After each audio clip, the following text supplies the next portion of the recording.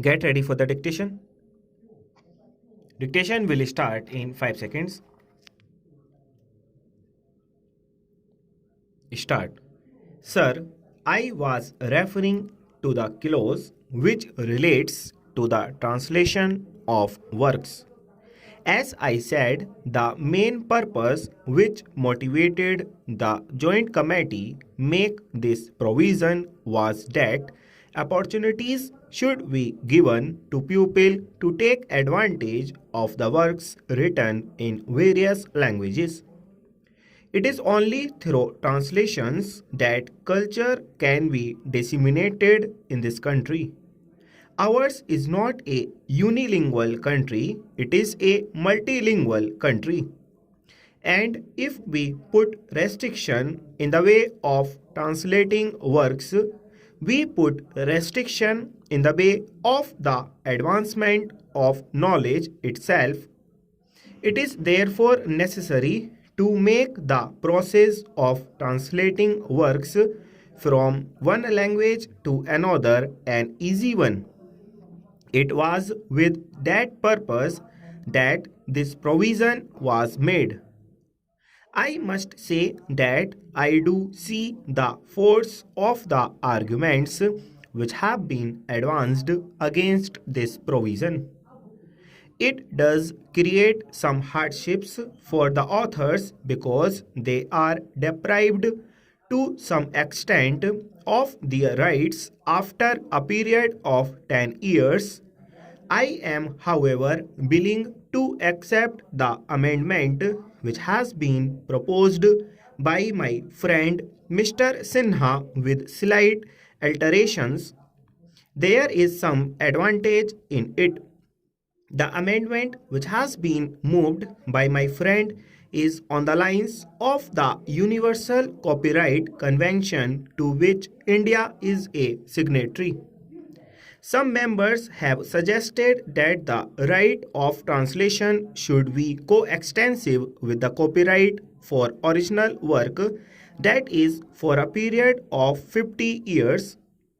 If we accept that suggestion, it would mean that it would not be possible for us to translate the works of foreign authors for a period of 50 years because they will enjoy the same privileges as our own authors enjoy in this country. Now we know that Indian languages and Indian literature have to go a long way to enrich themselves. We have to produce not only original works in our own languages, but we have to translate many works from foreign languages. If we make this right of translation coextensive with copyright, it may mean that we shall not be able to translate the works of foreign authors, and I am quite sure that the House would not like to put that barrier in the path of intellectual advancement. Therefore, the best alternative under the circumstances is to accept the amendment which has been very ably and very thoughtfully moved by my honorable friend. I have every sympathy with the authors who in this country live under very difficult circumstances, but we have also to consider the interests of posterity, the future generations. We must consider the interests of our society in general. If we think of the authors only and make this right coextensive with the term of the copyright, what would be the result? Probably the authors may gain, but it will be detrimental to the general interests of the society. I am therefore satisfied with the amendment which has been moved by my friend. It meets the interests of the authors. It also meets the interests of the general public. We have to reconcile the conflicting interests. Now, Professor Rao raised an interesting point with regard to the reassignment of the copyright of a publication. It is quite true that in this country, authors, under very difficult circumstances, sometimes part with their works for practically nothing. They are being exploited by the publishers. There is no denying that fact, and it was with this in view that in the original will, government put forward a proposal that after a period of 7 years, the author could get back the copyright. This question was very thoroughly examined in the Joint Committee, and there were representatives in it of the various interests, including the authors themselves.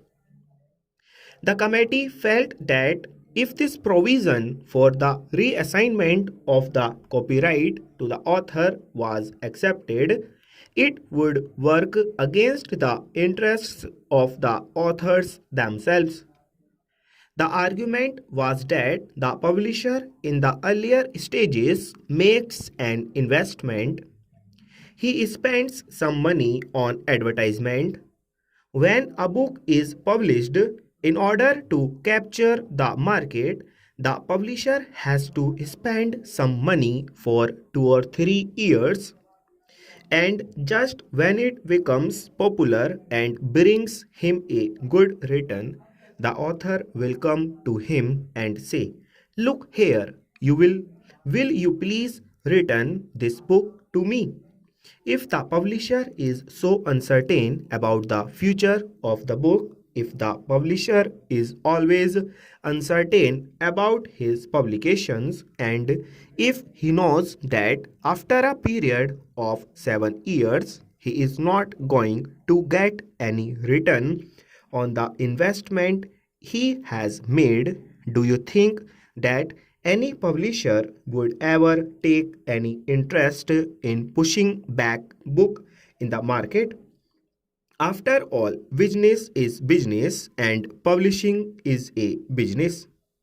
And we should not ignore this hard reality. As I said, I have my full sympathies with the authors, but at the same time, we must remember that without the help of the publishers, the interests of authors will not be promoted. Full stop.